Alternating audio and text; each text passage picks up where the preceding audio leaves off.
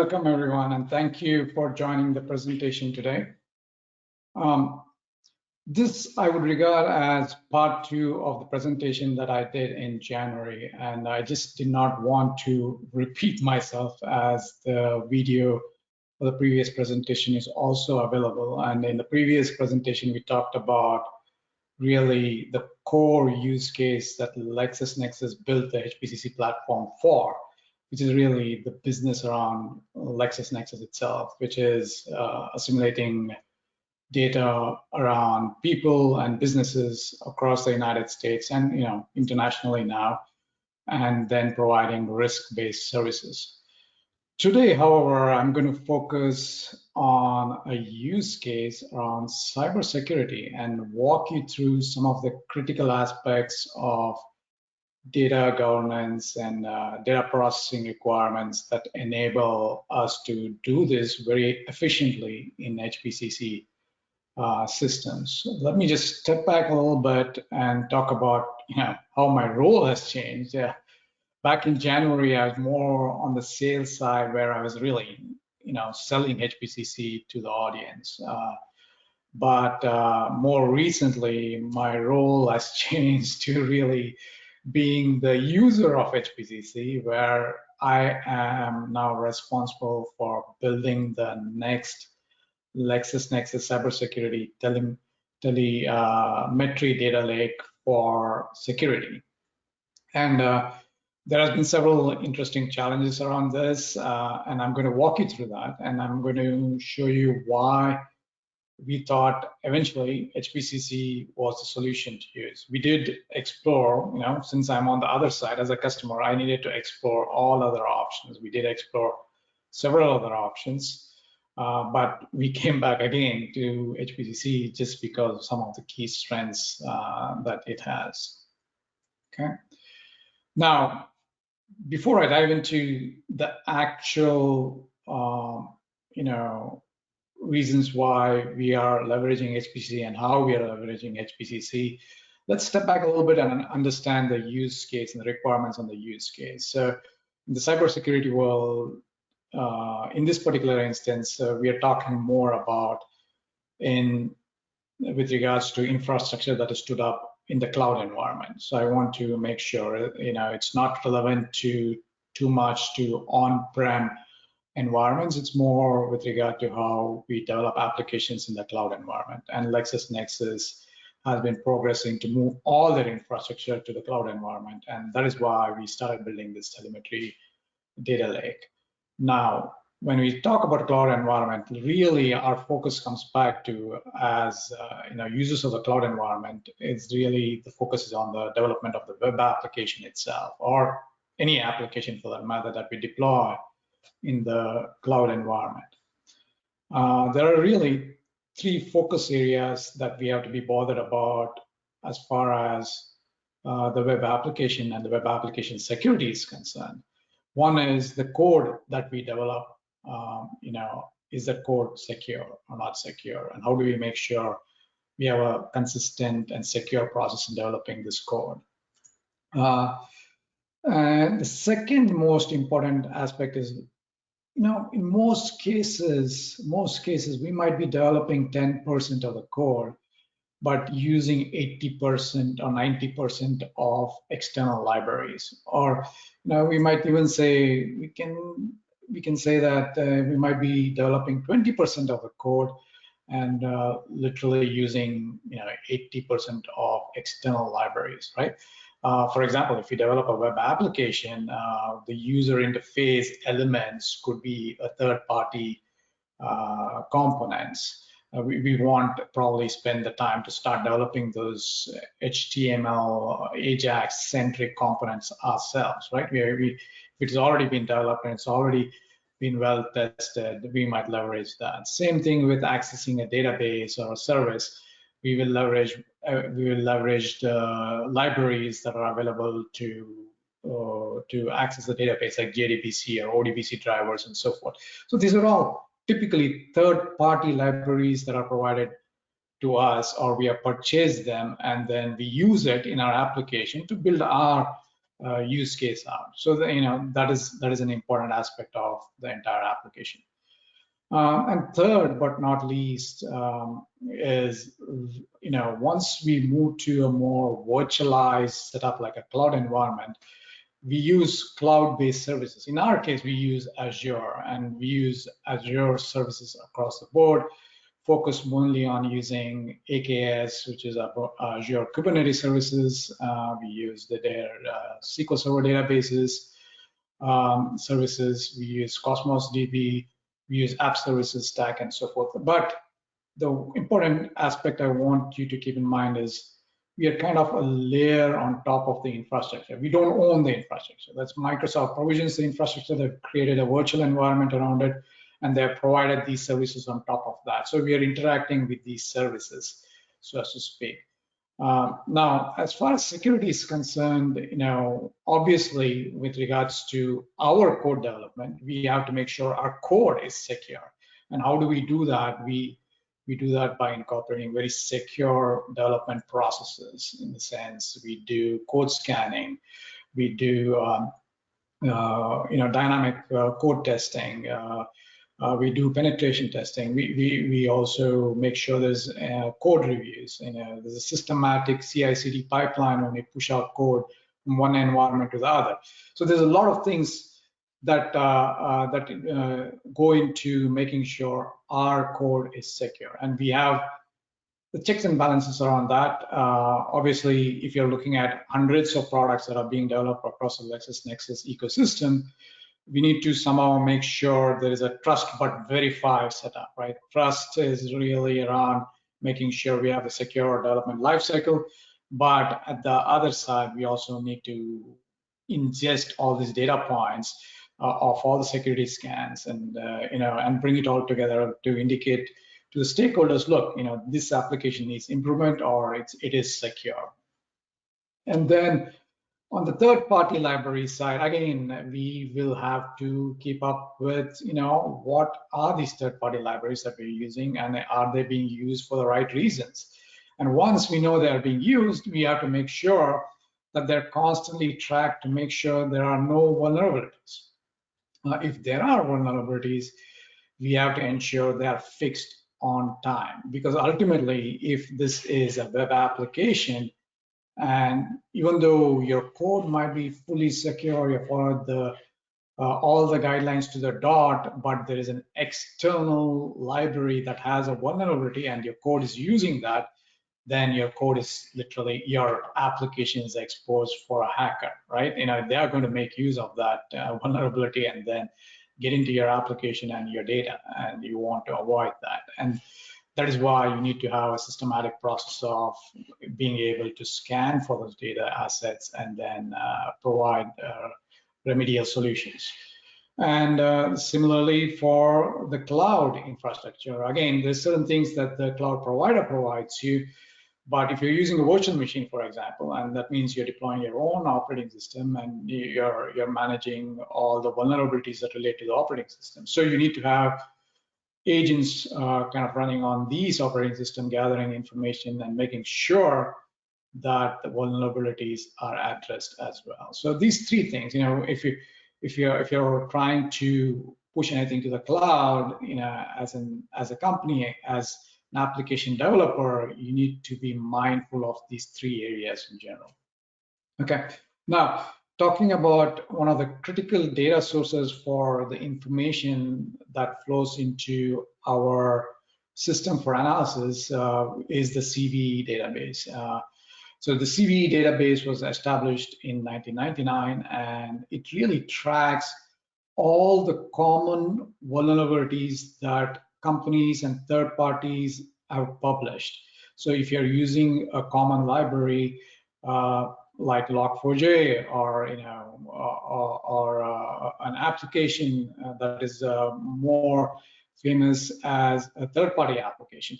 So the vendors who provide these applications, like Microsoft or other vendors, they are required to publish a discovered vulnerability and the information on this vulnerability to this database.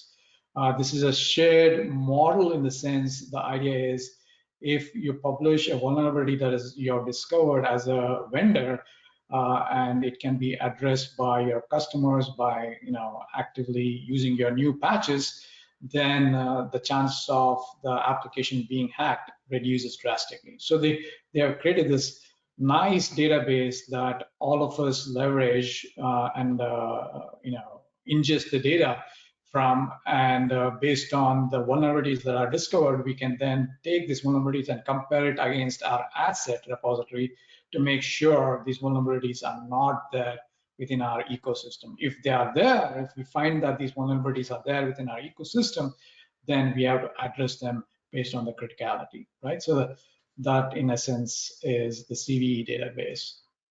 Now, the other aspect of vulnerability management is, how do we collect data from, the cloud infrastructure or infrastructure that we are deployed to our employees is by an agent-based approach where we have agents running on this infrastructure. These agents could be from companies like Qualys or Defender from Microsoft, and they collect the same information, which is, are there any vulnerable software running on these devices, whether it's a database or virtual machines, workstations, anything. Are there any vulnerable pieces of software that are running, and they compare it against the CVE database that I just mentioned. And if there are vulnerable pieces of software that are running, they report it to a central log database. And that is a critical data source for us. Okay. Now, slowly but surely, we are coming to how we are leveraging the HPCC ecosystem to absorb these data sources and then use the power of HPCC to produce some key results, actionable results on the other side, so that we can then mitigate the circumstances around vulnerabilities, right? So starting from the left-hand side, we have the raw data sources. We typically use Python scripts to be able to integrate into APIs that some of these data sources provide us, and we integrate that. In other cases, it might be really we don't have an API. It might have to be extracts of data from their application, like in a CSV format or XML format or JSON format, and we have to bring that data into our sources. So you can see some examples of it as the CV database that I spoke about. Then we have data sources for scanning our own source code to make sure our source code is using best practices. Checkmarks and Burp Suite is some of the tools that we use, but there are several. It depends on what tools we want, and we also have to be mindful. In our case, when we're building out this data lake, tomorrow we might change a tool and we might need to absorb or ingest information from that tool very quickly, right? And for external libraries, we typically use GitHub's Dependabot and a third-party tool called Mend. This is enough information that shows us that these third-party libraries that we're using are vulnerable and they need to be fixed immediately. Infrastructure scanners, we have several. We're still expanding on those, but primarily Qualys, Defender, and Prisma, right? Other sources, obviously, we have to be in tune with understanding what the ecosystem of our user profile is using our LDAP and Azure AD systems. And once we ingest this data, we go through the process of now understanding this data. Remember, these data sets, yes, they're kind of partially clean. They have enough information. They're coming from, a system that already has data. So they're not rough data. They're not completely unclean, but they will need to be ingested and normalized. And that's when the flow starts to progress through our HPCC system. And one of the things that we do with any of the data sets is before we process it, there's a system for profiling this data, in the sense, has anything significantly changed between what we saw yesterday from the same data set and what we are seeing today. Because if we notice that significant change too late in the life cycle, then what will happen is all the assumptions that we make here in the analysis might be completely wasted, in the sense there might be a error in the incoming data that might throw off our entire integration analysis entirely. So that's why the profiling step is important, and we have tools in the HPC systems to build that into the pipeline very quickly. And based on the outcome of that profiling step, we can fire off rules whether to proceed next or whether we need to get in there and manually do something with regard to the data that is coming in. So I'm just giving you, as I make progress through this use case, some examples of why these steps are important. And then the whole, cleaning and standardization, really around, tools that HPCC provides around quickly being able to take one data element and convert it to something that's more standardized across the board, so that when we push it down the streams, it goes in a standard format to everybody across the board. And the last but not least of the data integration process is linking this data. Since we are getting all these data sets across different data sources, we need to be able to then collate it and link it together so that, for example, if you're looking at an application that I showed in the previous slide, we want to come up with some sort of a risk score all around this application. This application is, has source code that is fairly secure. It has third-party libraries, maybe not too secure, and it's deployed in a cloud environment that has not been completely secure. So what is the score? We might give it a score of, 60 out of 100. And that means that score should be a red alert on somebody's dashboard saying, okay, this particular application has issues and we need to address that, right? So that is what the whole linking and enrichment process is all about. How do we make this data that we have ingested much more richer and, to a point where we show this as a clear critical score to somebody to take action, make it actionable. And then when we keep going through the process, we're kind of getting the data ready for others to consume, whether it's through an API or a batch file system, Power BI, or we are going to send this to a vector database. I'm going to talk a little bit about the vector database a little later, but the idea is to send this in a way that they can ingest it in a very systematic way and very quickly. And that is where the index builds come into play. If we want to provide an API that provides quick access to this data, then they have to, you access the data in an indexed manner. So we have that system built into the HPCC ecosystem. And then the last but not least in the publishing workflow is just the API publish and delivery of this data across the board. Now, one of the key things that we are building is, keeping all the, I wouldn't call it hype now, it's gone beyond the hype with regard to ChatGPT and LLMs, is, we know that this is a very useful technology, but we cannot just rely on the information that is out there that is really built around the model around this ChatGPT interface. But what we really want is, how do we make this much more richer by using our database, our vector database, then set the right context to it so that when somebody comes and says, hey, this particular vulnerability, tell me where in our ecosystem does this vulnerability show up?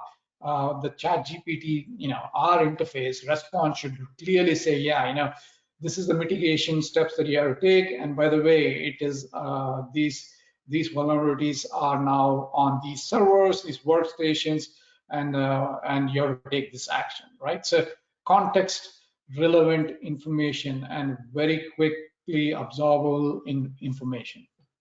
Okay. Let's go to the next slide. Okay, now diving into slowly but surely into the ecosystem of what HPCC is.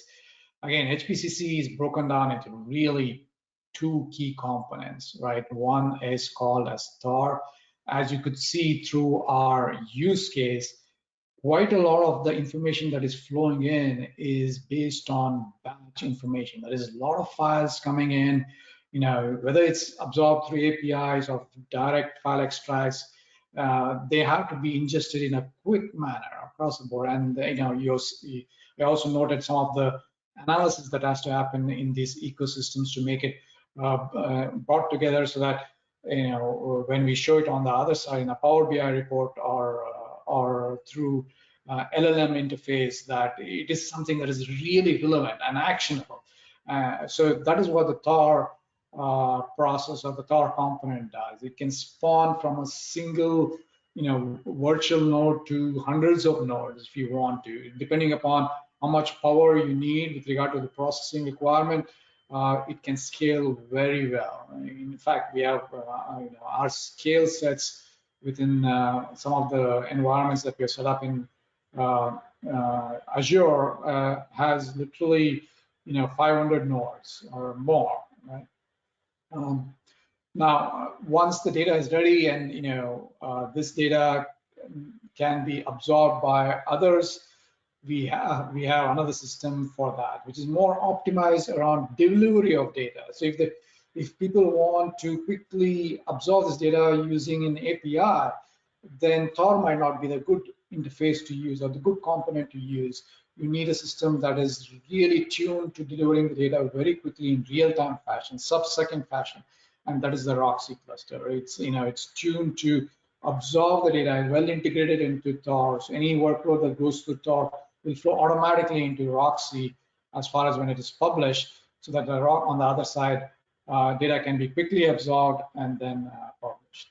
And then in addition to this, we have the ECL programming language, which is a common programming language for Tor and cluster. I'm going to dive into ECL a little bit later, but the key aspect of ECL is it's kind of very similar to SQL. It's very similar to pandas in the sense it's declarative in nature.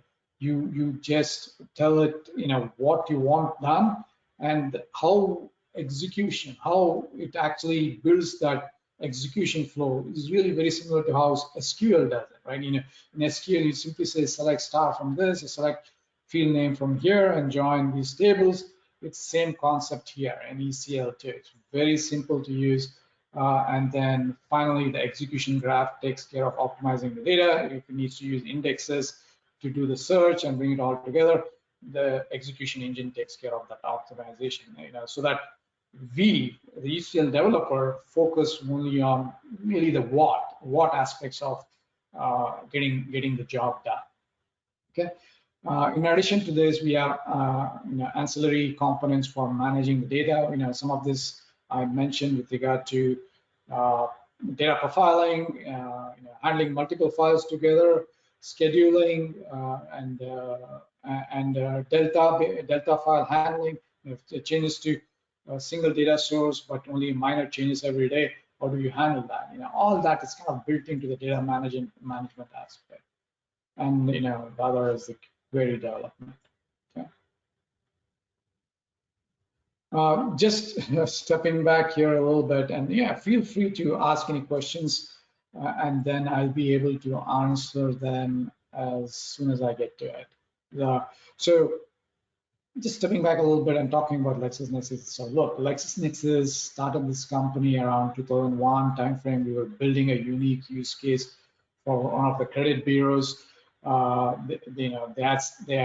a workflow that ran for 25 days, and they came to this small company that time in Boca Raton, Florida, and said, "Hey, can you solve this problem for us?" And this company had a few, really sharp people from Boland International working for them, and they put them to work. And lo and behold, whatever was running for 25 days ran in literally 5 hours, right? And that is how the first version of HPCC started. And once after that, the main events happens to be the acquisition of ChoicePoint in 2007, which is the company that I work for. I used to work for ChoicePoint, and when became part of the LexisNexis brand once ChoicePoint was acquired out of the Atlanta area. And one of the biggest things that came out of that is ChoicePoint had a lot of mainframe-based data that relates to insurance. The entire mainframe aspects of processing the data was converted to HPCC. Huge performance improvements, huge savings. It benefited a lot of the insurance, current insurance carriers tremendously just because of that improvement. We open sourced HPCC in 2011, mainly because we saw there's a lot of need in the open source market for data, big data products, and we said, you know what, this is the right time. Let us open source it. Let us make it available to community. And if there are any use cases the community needs, let them come to us, and we'll make it even better. And that way, even LexisNexis benefits from something that gets better because of contributions from the community and so forth, right?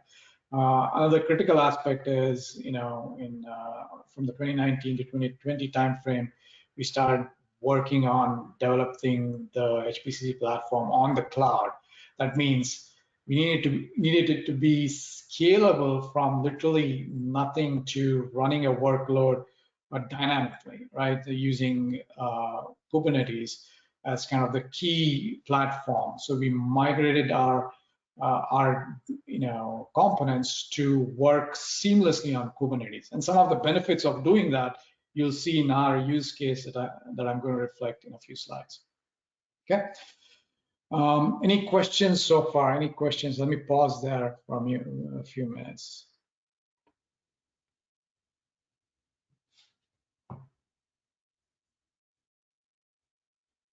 Okay, so let me carry on. So again, coming back to why did we choose HPCC Systems for this particular cybersecurity use case, right? One of the biggest benefits for us to use HPCC Systems is the way that file data and data incoming into the system is handled in a very systematic manner, right? So obviously, for the cybersecurity action committee, the people who take action on information, as soon as something is discovered in our environment, it is critical to reflect that very quickly on the other side. If there's a delay of a few hours, it might be fine. But if there's a delay of days before they know that their system is vulnerable, then by then it could already be hacked, right? So it is a critical environment where we, on one side, need to ingest this data on batch. It's not like as if we are ingesting information in real time and the access on the other side is real time. On one side, it is really batch oriented. Data is coming in a lot of different work streams, a lot of data sources, different formats. We have to ingest that in a meaningful manner and quickly progress it to the other side. So at least, within a 24-hour cycle, we have critical up-to-date data on the other side, okay, to be able to consume. So HPCC provides us the hooks, critical hooks to do that. For example, if you're talking about bringing in, hundreds of files that correspond to a single data source, HPCC provides a nice way to treat all these 100 files as one single logical file, which is important. Then when we do the actual query, like we do in ECL, we can see that file and query that file as a single file. Behind the scenes, really, what HPCC does is it still treats those individual, that single logical file as individual files. It brings it together as what we call a super file, and that makes our life so much easier. So for somebody who's working on the system, for example, all that they need to do is push data into a specific landing zone directory. And if the data is there, everything else after that is fully automated. It flows through the next level of, okay, now creating this logical file and making it available to the ECL layer for processing automatically. And that is one of the critical aspects of why we like HPC. We looked at other platforms, Databricks. We looked at other similar platforms. Yes, you can potentially build all this in those platforms, but there was nothing out of the gate that made it so easy to use, and that is what we like with regard to HPCC. Then the other critical aspect of it is, as I mentioned earlier, it is so closely integrated with the Kubernetes ecosystem. So just to step back, anything that is running on Kubernetes gives us the huge flexibility around automatic scalability in the cloud, right? Because when you run resources constantly in the cloud, like how we run resources constantly on-prem, it'll become very, very expensive. So one of the critical aspects of running any workloads in the cloud is we should be able to scale it on the fly so that we run the workload only for the duration for which we need to run it, and then scale it back down to the minimum requirement after that. Kubernetes provides the framework for accomplishing this very easily and very systematically, right? So one of the critical things after our 2019 roadmap was to make sure HPCC Systems is completely integrated into the Kubernetes ecosystem. And as you can see in this diagram, that is what we do. Now, one other aspect of Kubernetes is, look, we do not need to use Kubernetes just for HPCC. Kubernetes can also run any other workloads that you want to run in that environment in a similar fashion, and you can set it up to scale in the similar fashion that you do HPCC. So if HPCC pods are not running, then why not leverage that time frame to run some other pods if you need to run it, right? So that way, when we want to ingest data from our sources, we can have our Python scripts be enabled to run during that time. And our Python pods are executed and they absorb the information from those data sources, and then the data then flows into our storage account layer. The beauty of this architecture is we hardly have to move data anywhere once it is ingested, because as soon as it is ingested, it really goes down to the storage account layer, which is now available to be ingested, at any endpoint tools that you want, whether it's a SQL Server database or a Power BI system or Databricks for that matter. Anybody can ingest this data that is now available either in file format or Azure table format or Azure blob format, right? So that is the whole benefit of using AKS. And then just because HPCC is so well built into AKS, it makes it a no-brainer to use the system, not just for HPCC, but for everything else that we want to build with regard to Python and Python workloads. So that it gives us all the flexibility. Okay, now jumping back into ECL, as you recall, I mentioned that ECL is very similar to Pandas, similar to SQL as well. You need to, when you're working with ECL as a programming language, you really need to be familiar with mainly these functions or actions, what we call them as actions, right? So if you know how to work with these functions, then you're well on your way to being an ECL expert. And that's pretty much it. When a data set comes in, you obviously need a data set operation. And after that, you have several of these operations that are used for transformation and linking and bringing the data together. Again, this table illustrates what are the equivalent functions on ECL side and how that compares to Pandas, for example, right? In SQL, a select would be equivalent to a table function here, for example. In SQL, select join would be equivalent to a join function in ECL, and so forth. So a little more powerful than SQL, obviously, just because it does a lot of transformations So we do a lot of transformations and shaping of the data, and ECL provides you that capability very easily. Okay. So ECL again is a very data-centric language. When I say data-centric, in the sense it's been designed to actually define the what and not so much as to define the how, right? It's not like you're programming in Java or Python where you define the loop structures and you progress how the control flow has to go through. You typically do not do that at all in ECL. In ECL, you simply come out and define what are the incoming layouts. Again, this is all at a runtime, right? You can say your record layouts are defined like this as an input record. This is what is coming out from my input CSV data file, and my output record looks like this.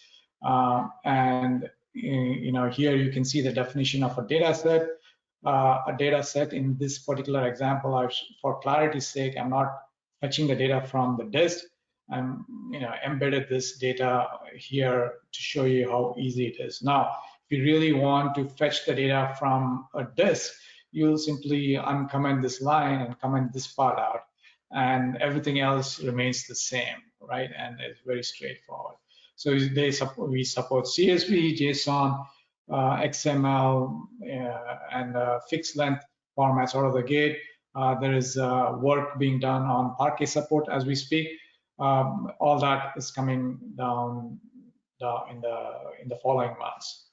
And then this is a really foundational transformation structure, and it's called project. Understanding this will give you an emphasis on what ECL is all about. So what project is telling us here is, look, I have a data set, an incoming data set, input data set. All that I want you to do is go through each record and apply this transform. So in a non-declarative programming paradigm, it's like a loop. You're saying loop through this data structure, this data set, and for each record, apply this transformation, right? So you can see on the right-hand side what the project is doing. So it's taking this input raw data structure and formatting the date into this format. So that very simple example, but it kind of gives you what HPCC Systems is doing. Now, this data can be millions or billions of records potentially, right? It does not necessarily mean it's just a few records like here, but it can be millions of records, and the code exactly is going to be the same. But behind the scenes, what happens is this is actually broken down to an execution graph like you see on the right-hand side. This is very similar to what happens in SQL. When you type in a SQL statement and execute that, the SQL engine, whether it's Oracle or SQL Server or MySQL, they take that SQL statement, optimize it, and convert it to an execution graph and execute it. Similar concept here. This is the equivalent of an execution graph. And many times when you do an execution, when we go and view the actual execution graph, you can see it's kind of slightly different from the actual code that you execute, because the ECL optimizer realizes what are the steps to optimize this and execute it. So not only does it optimize the execution flow, it also makes sure that the data is distributed across n number of nodes if you want to, and then each of these execution processes happens on each node independently. Once that execution happens, it brings all the data together eventually automatically for you, without you having to do any of those steps within your code. Behind the scenes, ECL and HPCC takes care of the optimization steps and distribution of the data. Okay. Just stating this. Now, how do we code ECL? Obviously, in the modern day coding paradigm, if you don't have a well-functioning IDE, it's going to be very difficult to code in any programming language for that matter. So obviously we do provide a fantastic plugin for ECL coding, whether you want to work in the VS Code IDE or you want to work in like a Gitpod IDE. We have plugins available for both. And it works with syntax highlighting, all the features around compilation, execution, all that is built into these IDEs. We also do support workbooks where it works similarly to how the workbook works in other environments like Spark, Databricks, and so forth. Similar concept, you can code ECL into a workbook and execute that. Lately, we have built integration into Power BI so that the data that you see progress from one environment to kind of the Roxy environment is now available to Power BI environment, whether it's through Azure Tables or through more like a hybrid data lakehouse kind of concept. You can use that with Power BI. Tombolo is our workflow-centric data management tool. It provides capabilities around using a user interface for drag and drop to do some of the transformations that I showed without actually writing ECL code. But it also provides you a nice orchestration layer of executing jobs in a systematic manner across the board. So this is the tool that provides a user interface around some of the concepts that I discussed earlier for tracking, data movement from one environment to the other environment, recording metadata around each data set, searching for a published data set, managing this data so that certain aspects of the data are monitored to see if they contain sensitive data. Can these sensitive data elements be shared with others? So the entire governance around data, that is the tool. Tombolo is the tool that incorporates those things. ECL Watch is our standard administration console for everything HPCC and ECL. Very easy to use interface. It gives you entire flexibility to perform different aspects of HPCC and ECL in a single administration console. And the data profiling is also built into various aspects, whether it's into the IDE or into the ECL Watch console. All that is brought together nicely in this ECL Watch interface. Okay. Last but not least, look, HPCC has been around for a long time. We have a wealth of information across the board, whether it's white papers or detailed documentation or presentations and constant involvement in the community. We are there, and the reason is that we truly believe this is a fantastic platform. And when I jumped on this platform as a user, I had my doubts, but soon I realized, look, there's nothing to beat this platform for this particular use case. Is HPC a fit for all use cases? No, right? If you are doing something that is aligned to do with the use case I described, with our cybersecurity infrastructure, it's the perfect use case to use HPCC. And we have significant amount of large customers. They do the same thing and they benefit from HPCC as well by incorporating it in this particular use case. They also integrate, whatever elements come out of HPCC with something like Databricks very easily, because Databricks is much better in machine learning aspects, for example, right? So yeah, absolutely, we have a close integration with these different layers. And I showed you in one of the slides, we talked about Kubernetes and Azure, how easy it is now to integrate different environments on the cloud. So there's a wealth of information out there. Feel free to look at our website, and you can reach out to any of the contact points on the website. We have an upcoming conference, and this is a yearly conference where there's a lot of effort that goes into making this happen in a cutting edge manner.